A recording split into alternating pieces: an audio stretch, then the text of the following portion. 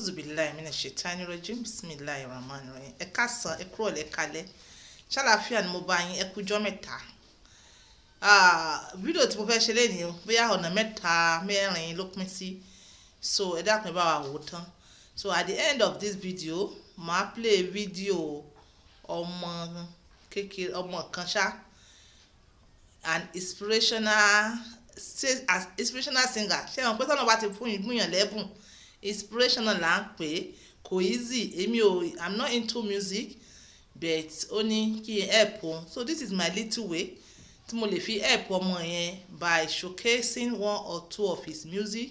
Bóyá ó lè wo Ọlọ́run kó rí aláàánú nínú àwọn tó máa ń help èèyàn, àwọn tó máa ń gbèyàn jáde, àwọn tó máa ń sponsor èèyàn nípa ti music báyìí, bí àwọn Don Jazzy, àwọn Davido, àwọn Olamide, àwọn Naira Marley ọmọ Alájà, àwọn Chris Daniel, àwọn Wizkid, àwọn Teniola ọmọọlá, àwọn Tiwa Savage, àwọn Yemi Alade àtàwọn oríṣiríṣi àwọn ọmọ alálùbáríkà tó ń kọrin. Wọ́n lè rí kí wọ́n ràn lọ́wọ́.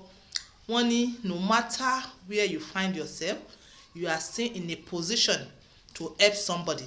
So this is my little way of helping the person, pé ó lè wo Ọlọ́run kó rí aláàánú láti orí channel yìí. Ẹ jọ̀ọ́ ẹ bá mi ṣàánú ẹ̀. Ó ń kọrin, ó ní ẹ̀bùn orin, ẹ bá mi ràn lọ́wọ́. Orúkọ rẹ̀ náà jẹ́ Olamide Blakson. Ṣóyé yín, ẹ máa rí fídíò rẹ̀ wò lẹ́yìn tí n bá ti sọ̀rọ̀ yìí tán. Ẹ jọ̀ọ́, àánú ni gbogbo yín náà sì lè máa rá láàánú bẹ́ẹ̀ bá ṣe ń ran ọmọ yìí ní ọwọ́.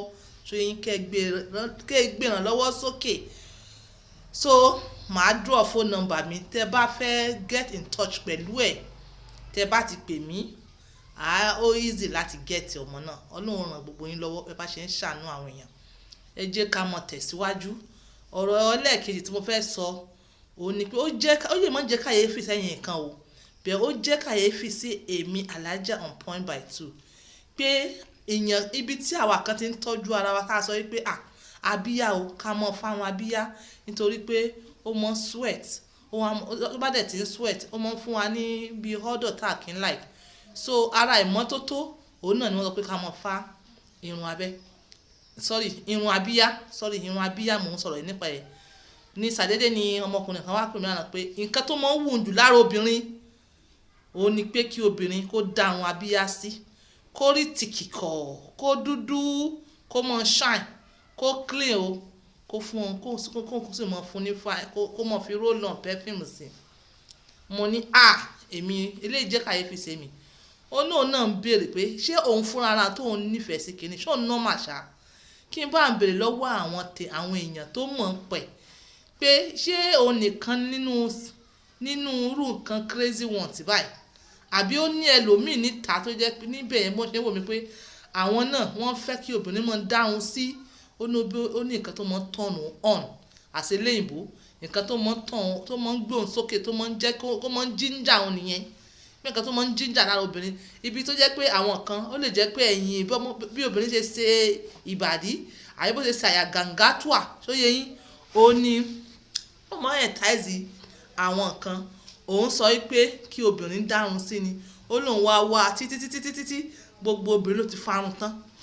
Gbogbo obìnrin ló ti farun abẹ́ wọn tán, irun abíyá tán. Ìyóò sí ní farun abíyá tán.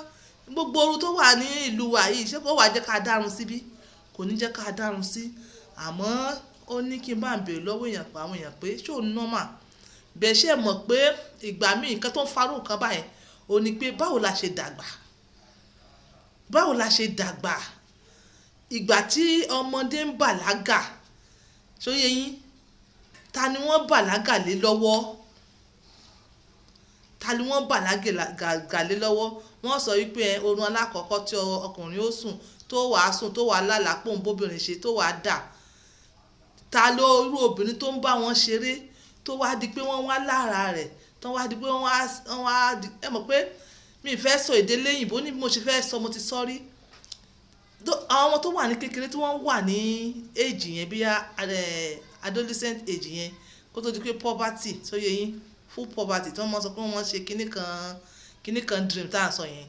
tó wọ́n fi ń lálàá tó wọ́n fi wá ń dà wọ́n ní láti wọ́n máa lálàá èèyàn kan tó wọ́n sábà wà pẹ̀lú wọn bóyá tó ń bá wọn ṣeré kan tó tọ́ sọ́nà irú èèyàn bẹ́ẹ̀ ni wọ́n fi lálàá tó wọ́n á dà tí wọ́n kó bá aṣọ kárakára lójú oorun tó wọ́n á dà. Possibility I'm not too sure, you understand.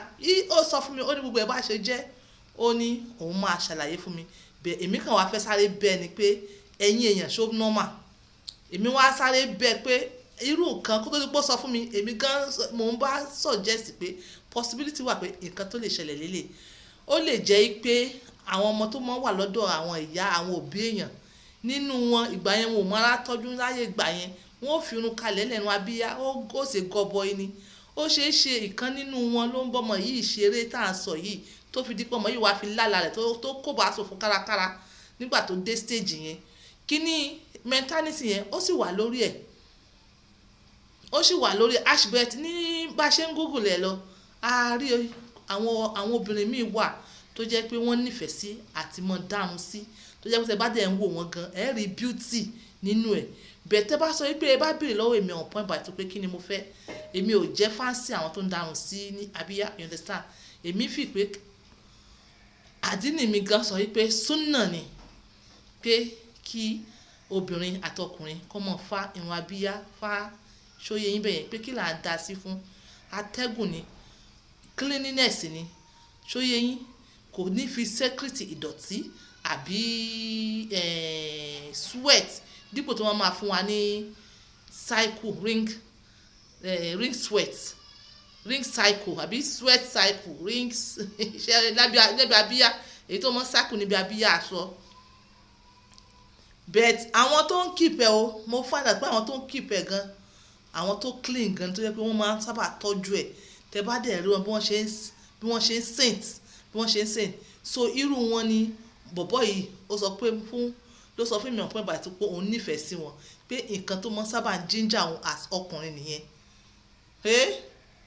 ibi táyé kọ sí ayé tàwa yìí ojú ló kọ sáwọn kan àwọn míì sì ní ọwọ́ ẹ̀yìn báyìí àwọn míì ọwọ́ ẹ̀gbẹ́ whatever way you find yourself alhamdulilayi rabbil alamin àwọn ò lè criticize èèyàn kan ju pé oníkálukú ló mọ nǹkan tó fẹ́ oníkálukú dẹ̀ ló mọ nǹkan tó yọ nínú ọkàn rẹ̀ so tó bá wá wà ń bẹ̀ yẹn tó ń gbọ́ mi tó jẹ́ ìwọ obìnrin tó jẹ́ pé ìwọ náà láì láti mọ dáhùn sí ó wà lára àwọn fáǹsì èèyàn àwọn tó láìkì láti mọ dáhùn sí congratulations arákùnrin kan wọ́n yàn tó ń wáyàwó tó ń dáhùn sí because ó difficult fún láti rí ìyàwó tó ń dáhùn abíyá ẹnu abíyá especially in fact ó send mi ní àwọn pictures tó jẹ́ pé tó nífẹ̀ẹ́ sí bí wọ́n ṣe ń dáhùn yẹn sí bí wọ́n ṣe irú èyí tó fẹ́ ó send mi ní picture ẹ̀ so mo wò pé ilé ayé náà la wà yìí ilé ayé náà gbogbo ẹ̀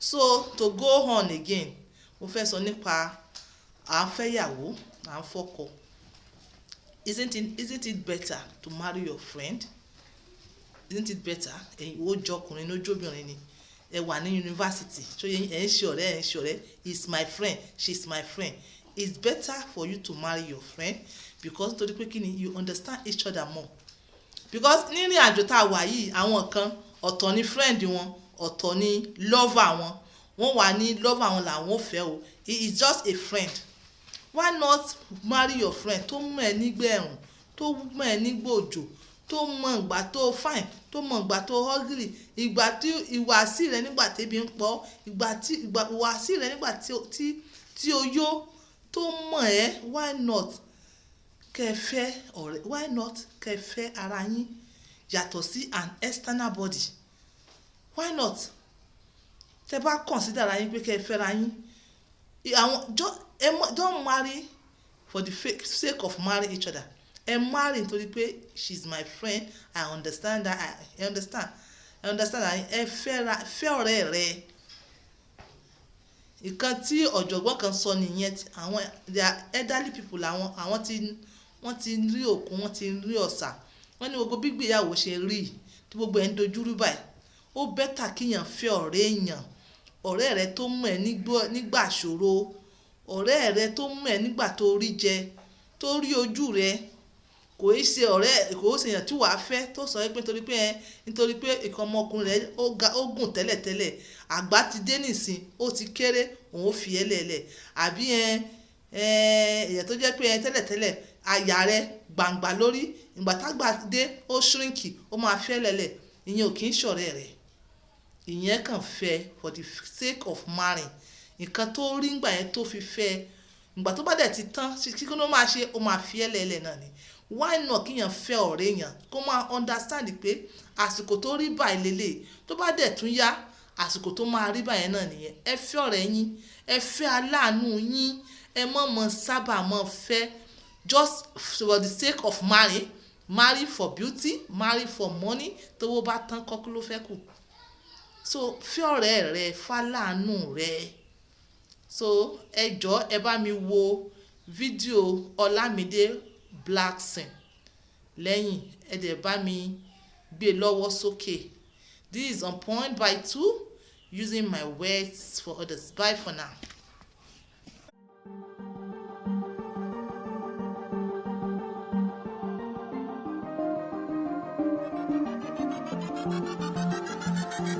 Mo gara bí ọ̀ràn mi yàn, mo ń dẹ́mọ bí òkun. Mo ń love life tí mo live, mo ń dán bí dán. Bàtà mi àjẹ́, ìgbélé mi nínú ojú kò ní bàjẹ́. Ìjà ọkàn ìjà ojú mi kò sí problem. Ẹ̀jẹ̀ wọ lójú mi jù tẹ́lẹ̀ no problem. Ọ̀gbẹ́ni fire for fire man, fire for fire man, fire for fire man, fire for fire man.